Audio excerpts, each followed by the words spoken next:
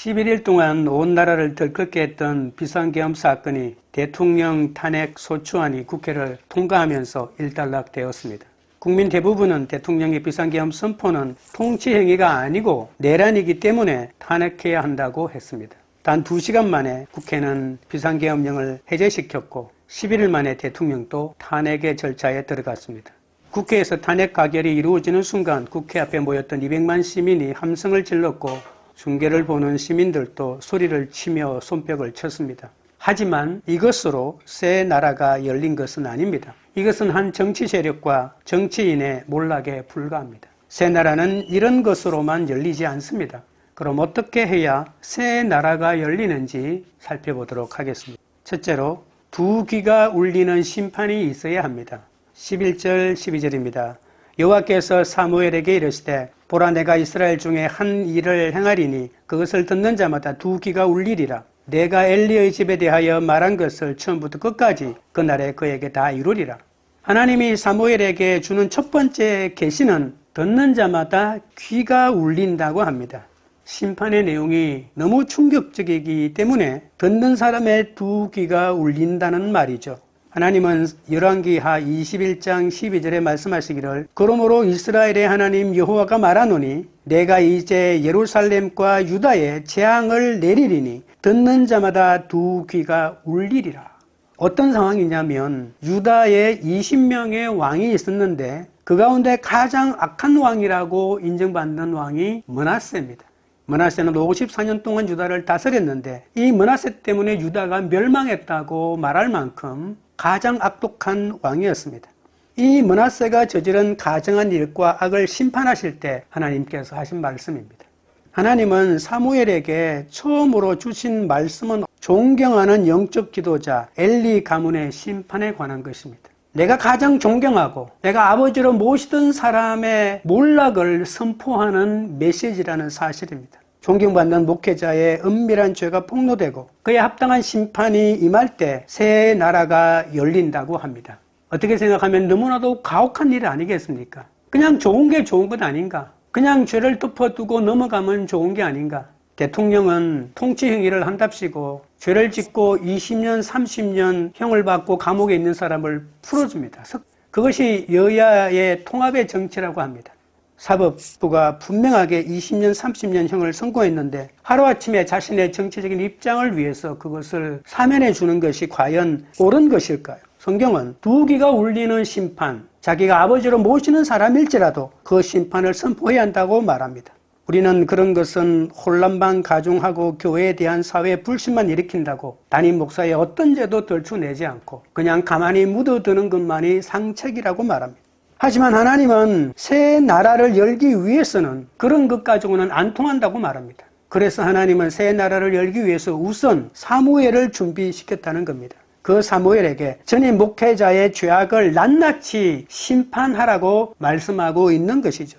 만약 하나님이 사무엘을 통해 새 나라를 열 계획이라면 자신이 미리 심판한 다음에 모든 것을 정리하고 난 다음에 사무엘을 등장시켜서 탄탄대로로 가게 하는 게 더 낫지 않겠습니까? 사무엘의 손에 피를 묻히지 않고 하나님이 이를 다 처리하고 난 다음에 그렇게 하는 것이 좋겠다고 생각할 수 있지 않겠습니까? 그러나 하나님의 방법은 사무엘의 심판 선포를 통해 엘리를 심판하라고 말씀하고 있다는 겁니다. 이것이 새 나라를 여는 하나님의 방법입니다. 하나님은 사무엘을 통해 엘리 가문에 예고한 심판을 그대로 집행하십니다. 심판 내용을 몰랐던 사무엘은 얼마나 당황했는지 모릅니다. 하지만 하나님은 처음부터 끝까지 심판하겠다고 말씀하셨는데 이것은 너무나도 철저하게 하나도 봐주지 않고 온전하게 심판하겠다고 말씀하십니다. 정의와 공의를 세우지 않고 사랑만 베푸시는 그 하나님 가지고는 절대로 새 나라를 열 수가 없습니다. 엘리 가문의 죄악을 하나님께서 이렇게 단죄하는 이유가 뭘까요? 그것은 바로 영적 지도자인 엘리가, 최고 정치 지도자인 엘리가 영적 분별력을 잃어버렸기 때문이라는 사실입니다. 한 사람이 영적 분별력을 잃어버리는 것, 최고 지도자가 영적 분별력을 잃어버리는 것, 한 가정의 가장이 영적 분별력을 잃어버리는 것은 그 가문의 몰락과 그 가정의 몰락과 그 나라의 몰락을 가져오기 때문입니다. 엘리가 하나님의 선택을 받았을 때는 얼마나 좋았습니까?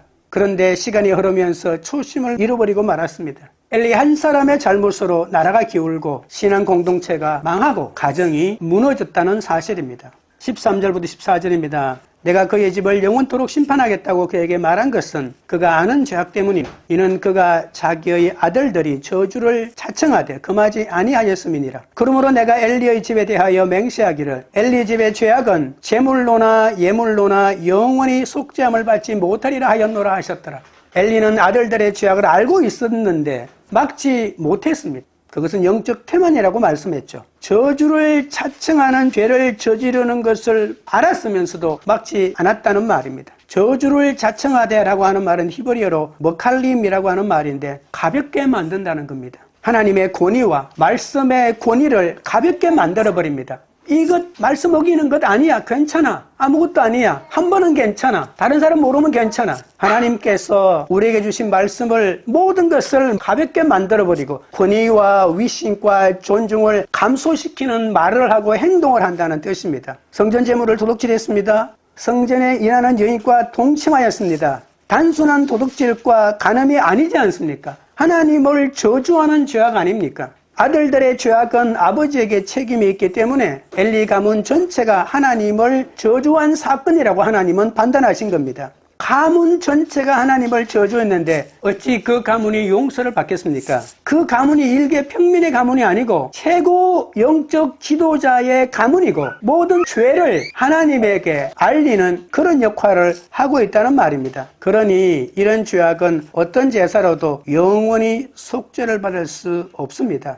이스라엘의 제사는 4가지가 있습니다. 그 가운데 직접 죄를 다루는 제사는 속죄제입니다. 속죄제는 아무 죄나 용서받는 것이 아니라 부지 중에 지은 죄만 용서를 받습니다. 고의로 지은 죄나 하나님을 모독한 죄는 제사를 드릴 수도 없고 제사를 드린다 해도 용서받을 수 없다는 말입니다. 엘리 가문의 죄는 모두 고의로 지은 죄다 하나님은 판단하셨기 때문에 어떤 제물이나 어떤 예물로도 속죄함을 받을 수 없다는 겁니다. 오늘날로 말하면 성령을 회방한 죄와 같습니다. 성령 회방죄는 그리스도를 통한 하나님 나라의 역사를 정면으로 부정합니다. 그리스도의 십자가를 부정합니다. 예수님의 부활을 부정합니다. 그런데 가장 중요한 십자가와 부활을 부정하는데 어떻게 용서의 은혜를 잊겠습니까? 성령이 하시는 일이 뭐라고요? 예수님의 십자가와 예수님의 부활을 통하여 구원 얻는다는 것 아닙니까? 이것을 믿게 하는 것이 성령의 역할 아닙니까? 그런데 이것을 부정하고 이것을 회방한다고 하는 말입니다. 그런데 어찌 구원을 얻겠습니까?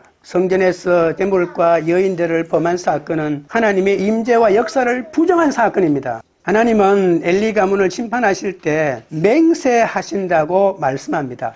하나님이 맹세까지 하시면서 심판하겠다고 하시는 거죠. 절대로 취소할 수 없는 심판이란 뜻이죠. 엘리는 하나님을 모독하는 아들들을 꾸짖은 것 같은데 하나님은 왜 네가 금하지 않았다고 말씀하실까요? 엘리가 좀 억울하지 않을까요? 나 꾸짖었는데 왜 금하지 않았다고 말씀하시죠? 하나님의 말씀은 말과 행위가 함께 들어가 있습니다. 삶에서 하나도 행동하지 않으면서 말씀만 앵무새처럼 말하는 것은 하나님은 그거 말씀이 아니다라고 말합니다. 행동을 보여주지 않고 자녀들에게 말로만 예수 어쩌고 교회 어쩌고 말한 것은 말한 거 아니다라고 하나님이 판단하신다는 겁니다. 무서운 말씀이죠. 엘리의 꾸짖음이 아들의 행위에 변화를 가져오지 못했다면 그것은 제대로 꾸짖은 게 아니다. 말로만 꾸짖는 게 아니다. 삶으로 꾸짖어야 한다. 행동으로 꾸짖어야 한다. 네가 행동으로 꾸짖고 입으로 꾸짖었다면 놀라운 변화가 일어났을 것이다. 너는 그냥 입으로만 꾸짖지 않았느냐. 하나님의 말씀은 내 입에만 머무는 게 아니다. 이렇게 하나님께서 말씀하시는 겁니다.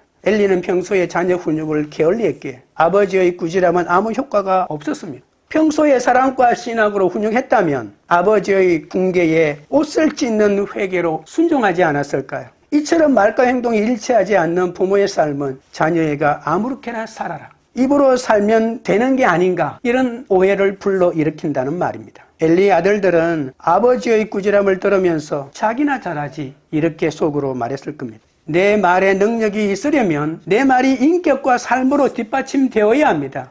다른 사람에게 충고하고 싶으면 그 사람에 대하여 평소에 저축해 놓은 말이 있어야 된다고 말합니다. 평소에 그 사람을 인정해주고 그 사람의 좋았던 점을 칭찬해주고 이렇게 좋은 것들을 많이 쌓아둔 사람이 그 사람이 잘못했을 때 가서 그 사람의 잘못한 것을 지적했을 때 효과가 있다는 겁니다. 평소에 자기를 안 좋은 눈빛으로 받아보던 사람이 자기가 잘못했을 때 이때다라고 하면서 그 사람이 잘못한 것을 지적했을 때 아무 효과가 없다는 말입니다. 자신들과 함께 사는 아버지의 속을 이 자녀들이 몰랐을까요?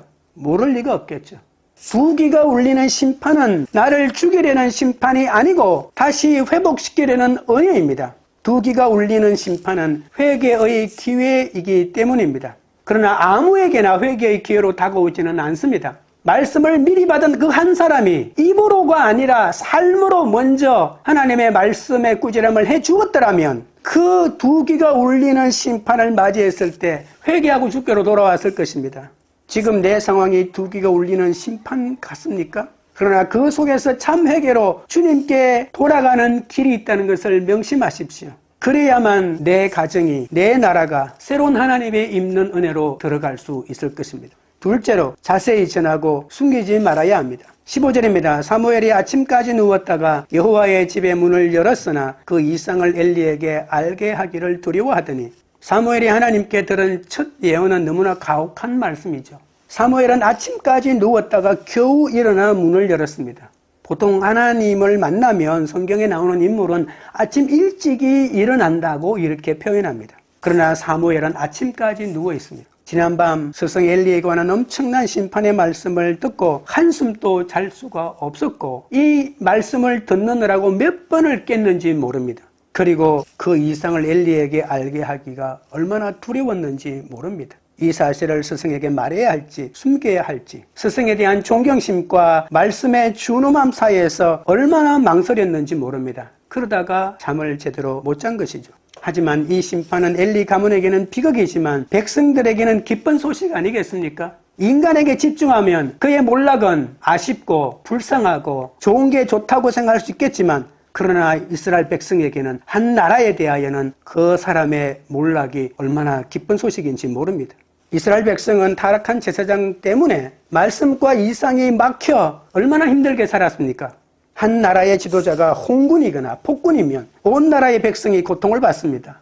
지금처럼 5년만 참는 것이 아닙니다. 왕이 죽을 때까지 그 폭정을 견뎌야 하지 않습니까? 사사시대 말에 이스라엘은 캄캄한 영적 어둠에서 어떤 빛도 볼 수 없었습니다. 그러나 그날 밤 사무엘이 하나님의 이상을 처음 받은 날 이후로 이스라엘에게는 새로운 영적 지도자가 세워졌습니다. 하나님은 그 놀라운 계시를 사무엘에게 주시기 시작하신 것이죠. 어둠의 지도자는 물러가고 하나님이 세우시는 새로운 지도자가 일어서야 새 나라가 열립니다. 그러니 내가 들은 말씀은 숨기지 말고 자세히 전해야 합니다. 어둠의 지도자가 불쌍하다고 나라를 더 큰 혼란으로 몰고 갈 수는 없지 않습니까? 회개는 끊어내고 잘라내는 것입니다. 사무엘이 여호와의 집 문을 열었다고 말합니다. 성전 문을 열고 하루 일을 시작했다는 뜻이 아니라 새로운 빛과 신선한 공기가 성전 안으로 들어오도록 했다는 뜻입니다. 누가 닫혀있던 이 성전 문을 열 수 있겠습니까? 하나님은 밖으로 나가지 못하고 밖에 있는 백성은 안으로 들어오지 못하고 하나님의 말씀은 백성에게 전달되지 못하고 백성들의 기도는 하나님께 들리지 않도록 굳게 닫힌 이 문을 누가 열어 제칠 수가 있겠습니까? 이제 이스라엘의 새 빛이 깃들고 성령의 새바람이 불어옵니다. 왜냐하면 사무엘이 여호와의 닫힌 성전문을 활짝 열어 제꼈기 때문입니다. 사무엘은 하나님과 소통을 불가능하게 하는 불신의 굳게 닫힌 문을 활짝 열었습니다. 그때 어둠을 뚫고 새벽빛이 들어오듯 하나님의 임재가 성전 가득히 임하기 시작했습니다. 한국교회가 정의와 공의로운 하나님의 말씀을 제대로 대언하지 못하고 거부 정치에 사로잡혀 그 사명을 감당하지 못하기 때문에 국민에게 버림받고 시대 정신을 잃어버리지 않았습니까?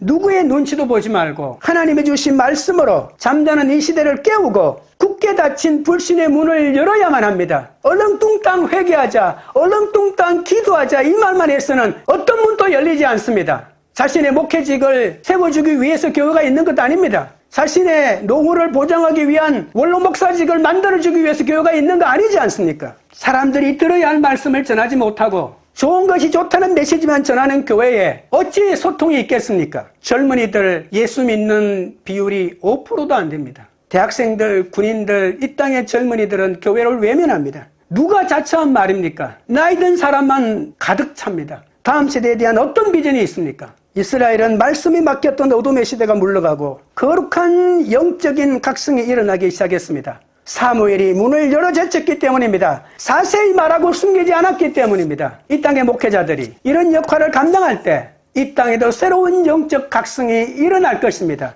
지도자가 물러가는 것이 아니고 교회가 새로워져야, 교회가 좋은 메시지를 제대로 전해야 새로운 나라가 열린다는 것을 명심하셔야 합니다. 16절 17절입니다. 엘리가 사무엘을 불러 이르되 내 아들 사무엘아 하니 그가 대답하되 내가 여기 있나이다 하니 그가 이르되 내게 무엇을 말씀하셨느냐 청하노니 내게 숨기지 말라. 내게 말씀하신 모든 것을 하나라도 숨기면 하나님이 내게 벌을 내리시고 또 내리시기를 원하노라 하는지라. 사무엘이 하나님이 주신 말씀을 바로 대언하지 못하고 혹시 엘리가 알까봐 두려워하지 않았습니까? 자신이 아버지처럼 섬기고 따르던 엘리에 대한 심판입니다. 사무엘은 충격을 받고 우물쭈물하며 하나님께 받은 말씀을 제대로 말하지 못합니다. 그러자 엘리는 아버지가 아들을 엄하게 훈계하는 것처럼 하나님이 주신 말씀을 선포하는 것이 사명이라며 그대로 전하라고 말합니다. 엘리는 마지막에 가서 정신을 차립니다. 자기 아들에게 이렇게 훈계했더라면 마지막 순간에 사무엘이 제 역할을 감당하도록 묵은 나무 밑둥에서 새싹이 돋아나듯 이렇게 하나님의 말씀을 그대로 전하라고 말합니다. 그것이 나에 관한 말이라도 인정에 얽매이지 말고 정의와 공의로운 하나님의 심판을 그대로 전하라고 말합니다. 엘리와 사무엘의 역할이 바뀌었습니다. 스승 엘리가 제자인 사무엘에게 하나님의 뜻을 묻고 있지 않습니까? 선지자는 하나님이 주신 말씀이 어떤 말씀일지라도 그 말씀을 그대로 전해야 합니다. 에스겔 3장 17절 18절에 인자야 내가 너를 이스라엘 족속의 파수꾼으로 세웠으니 너는 내 입의 말을 듣고 나를 대신하여 그들을 깨우치라. 가령 내가 악인에게 말하기를 너는 곧 죽으리라 할 때에 내가 깨우치지 아니하거나 말로 악인에게 일러서 그의 악한 길을 떠나 생명을 구원하게 하지 아니하면 그 악인은 그의 죄악 중에서 죽으려니와 내가 그의 핏값을 내 손에서 찾을 것이고 라고 무시무시한 말씀을 하십니다. 하나님은 내게 말씀을 주신 이유가 있다고 합니다. 그것은 내가 지식으로 그것을 갖고 있으라고 하는 것이 아니라 그 말씀으로 하나님 대신 그 사람을 깨우치고 악한 길에서 떠나 생명을 구원하는 데 사용하라고 주셨다고 말씀하십니다. 만약 그렇지 않으면 말씀을 받은 자에게 악한 자의 죄를 묻겠다고 말합니다. 그러니 사무엘은 자신이 존경하는 아버지 같은 엘리라도 하나님의 말씀을 그대로 전해야 한다는 것입니다.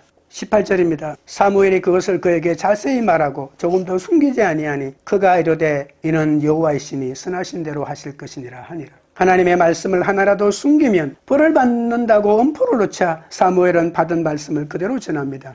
엘리는 자신의 심판을 듣고 담담하게 받아들입니다. 하나님의 심판을 어느 정도 짐작하고 있었죠. 하나님은 의롭고 신실하신 분이시기에 죄를 그냥 넘어가지 않는다고 엘리는 잘 알고 있었습니다. 자신에 대하여 누군가가 심판을 선고할 때 그 죄를 순순하게 받아들여야 합니다. 엘리는 선하신 대로 하실 것이니라고 하나님을 찬양합니다. 선하신 대로는 히브리어로 하토브 베 이나브라고 하는 말입니다. 토브라고 하는 말이 들어갔죠. 좋다는 말이고요. 그리고 아인이라고 하는 말인데 눈이라는 뜻입니다. 하나님의 눈에 보시기에 좋을 대로라고 하는 뜻입니다. 하나님의 눈에 좋으신 대로 하나님은 행하십니다. 하나님의 눈은 인간의 모든 행동을 일일이 살피십니다. 아모스 9장 3절에 갈멜산 꼭대기에 숨을지라도 내가 거기에서 찾아낼 것이요 내 눈을 피하여 바다 밑에 숨을지라도 내가 거기에서 뱀을 명령하여 물게 할 것이요 라고 했습니다. 누가 하나님의 눈을 피할 수가 있겠습니까? 또 8절에는 보라 주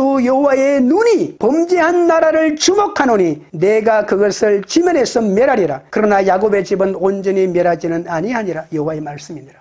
멸함을 받으십시오. 그러나 온전히 멸하지 않습니다. 하나님은 쓸어버리고 난 다음에 새로운 밑둥에서 새싹을 틔우시는 분이십니다. 히브리서 4장 13절에 지으신 것이 하나도 그 앞에 나타나지 않음이 없고 우리의 결산을 받으실 이의 눈앞에 만물이 벌거벗은 것 같이 드러나느니라. 누가 하나님의 눈에 벗어날 수가 있겠습니까? 누가 죄를 짓고 죄 아니라고 말할 수 있습니까? 아무리 궤변을 늘어놓는다고 하더라도 사람을 속일 수는 있지만 하나님을 속일 수는 없습니다. 귀를 울리는 심판이 일어날 때 회개하는 것이 마땅합니다. 그 사람이 온전하게 회개할 수 있도록 내가 들은 하나님의 말씀을 자세히 말하고 조금도 숨기지 아니해야 합니다. 내가 이 말하면 저 사람이 우리 교회를 나갈 것이다. 내가 이 말하면 저 사람이 나를 비방할 것이다. 내가 이 말하면, 내가 하나님의 말씀을 전하면 저 사람이 헌금하지 않을 것이다 라고 하는 이런 인간적인 생각을 내려놓아야 합니다. 왜냐하면 그 사람이 헌금하면 뭐합니까? 그 사람이 우리 교회에 있으면 뭐합니까? 그 사람이 나를 칭찬하면 뭐합니까? 그 사람이 구원받지 못하고 그 사람이 회개하지 못하고 그 사람이 하나님에게서 멀어진다면 그 죗값은 내가 치루어야 하지 않겠습니까? 누가 하나님을 속일 수 있겠습니까? 하나님의 심판은 언제나 합당합니다. 누가 그 심판이 부당하다고 할 수 있겠습니까? 참된 회개로 이끌어가려면 하나님의 말씀을 정확하게 전해야 합니다. 사무엘이 받은 계시는 새로운 내용이 아닙니다. 사무엘은 어린 나이지만 하나님의 말씀을 신실하게 전하는 통로가 되었습니다. 엘리 가문의 심판은 가슴 아프지만 이스라엘 민족에게는 이제 새로운 기운이 일어났습니다. 하나님의 말씀을 들은 자는 온전히 전해야 하고 그 말씀을 들은 자는 순종하는 마음으로 기꺼이 받아들여야 합니다. 하나님의 말씀을 대언하는 것은 하나님의 편에서 전하는 것이기 때문에 얼마나 어려운지 모릅니다. 인정을 봐야 하고 그 사람의 사정을 봐야 하고 그 사람의 삶의 형편을 봐야 하기 때문에 인간적으로는 안 하고 싶은 마음이 얼마나 많은지 모릅니다. 그러나 사무엘이 하나님의 말씀을 조심스럽게 기대하며 받아들였고 존경하는 서성에 관한 일이라 할지라도 적나라하게 공개했기 때문에 이스라엘의 새로운 나라가 열리는 은혜가 임했던 것입니다. 이것이 말씀을 맡은 자의 마땅한 태도 아니겠습니까? 내가 말씀을 자세히 말하고 숨기지 않을 때 내 나라에 새로운 나라가 열리고 내 가정에 새 가정이 열리고 내 직장에 내 사업장에 내 공동체에 새로운 문이 열린다는 것을 명심하십시오.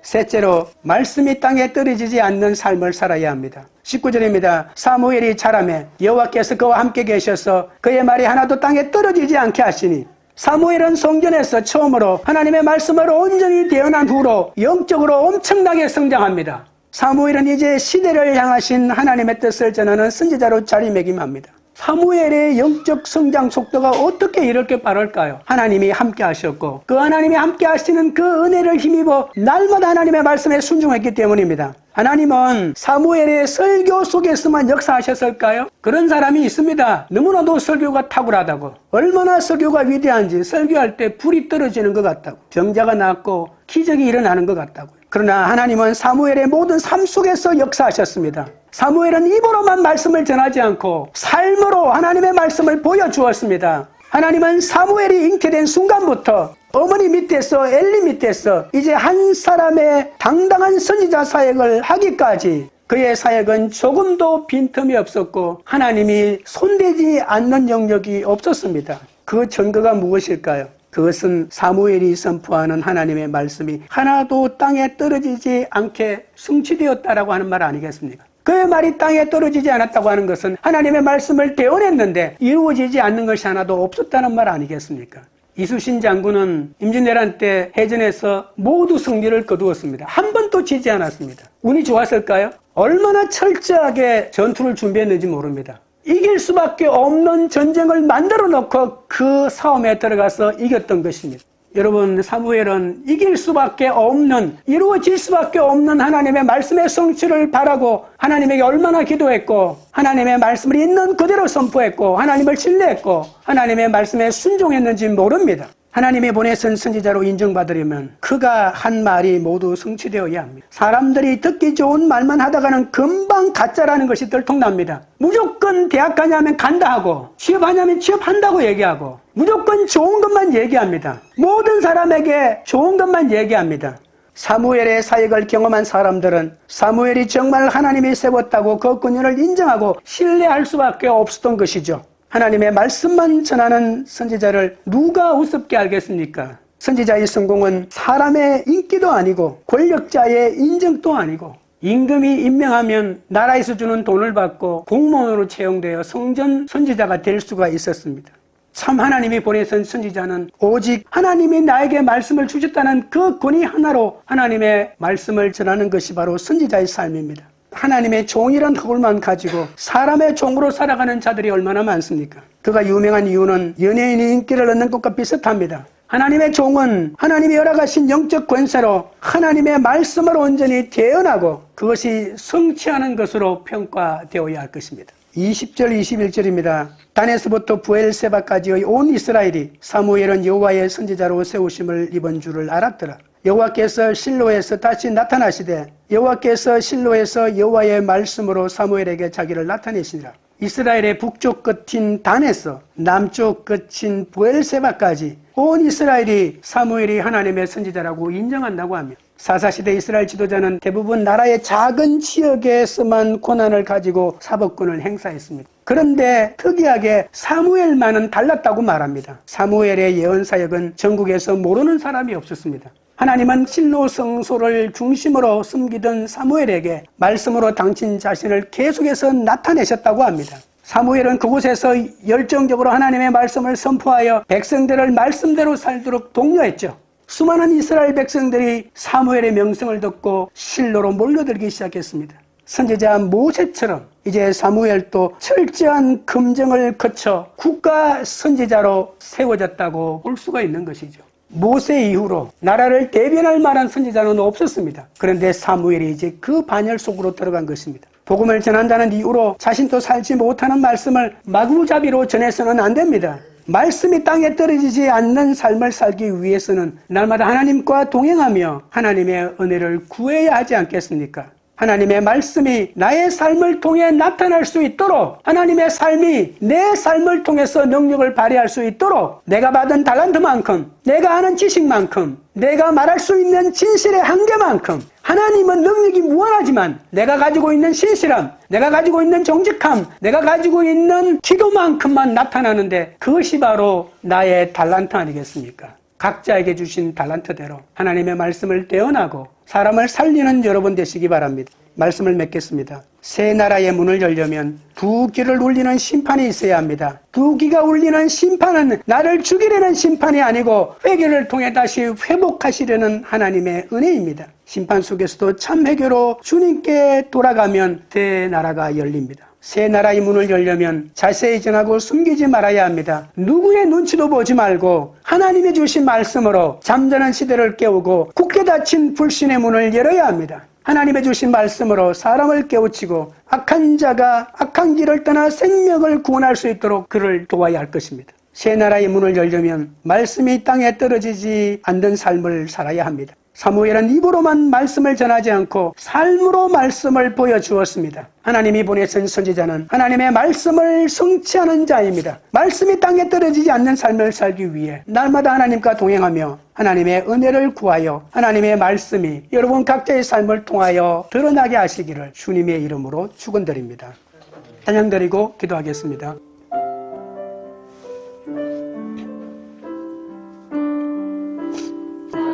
동과 서남가부 가득한 죄악 용서하소서. 모든 우상들은 무너지고 주님만 높이는 나라 되게 하소서. 이 땅에 지친 모든 영혼 주 예수 사랑 알게 하소서. 저들의 아픔과 눈물 씻는 주님의 보혈이 땅 치유하소서. 성령의 새바람 이 땅에 불어소서. 주의 영 그 생기로 우리를 다시 살리사 이 땅에 하나님 영광 주하는 그런 나라가 되게 하소서. 열방에 하나님 영광 비추는 그런 나라가 되게 하소서. 성령의 새바람, 성령의 새바람 이 땅에 불어소서. 주의 영그 생기로 우리를 다시 살리사 이 땅에 하나님 영광 거하는 그런 나라가 되게 하소서.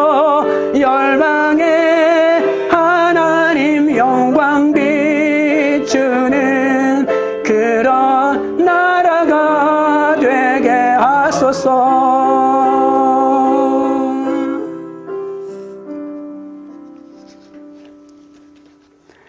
기도하실 때 부귀가 울리는 심판은 나를 죽이려는 심판이 아니고 회개를 통해 다시 회복하시려는 은혜인 줄 알고 심판 속에서도 참 회개로 주님께 돌아가게 해달라고 기도합시다. 누구의 눈치도 보지 않고 하나님이 주신 말씀으로 잠자는 시대를 깨우고 굳게 닫힌 불신의 문을 열게 해달라고 기도합시다. 하나님이 주신 말씀으로 사람을 깨우치고 악한 자가 악한 길을 떠나 생명을 구원하도록 위하여 기도합시다. 입으로만 말씀을 전하지 않고 삶으로 말씀을 보여주게 해달라고, 말씀이 땅에 떨어지지 않는 삶을 살기 위해 날마다 하나님과 동행하며 하나님의 은혜를 구하도록 성령의 새바람이 이 땅에 불어오고 성령의 새바람이 이 한국교회에 불어와 주님의 영의 생기로 우리를 다시 살아나 이 땅에 하나님의 영광이 가는 그런 나라가 되게 해달라고, 열방에 하나님의 영광을 비추는 나라가 되고 열방에 하나님의 영광을 비추는 교회가 되게 해달라고 우리 주의 세 번 부른 다음에 기도하며 나가겠습니다. 주여, 주여, 주여. 아버지 하나님이여, 두 귀가 울리는 심판이 이 땅에 일어났습니다.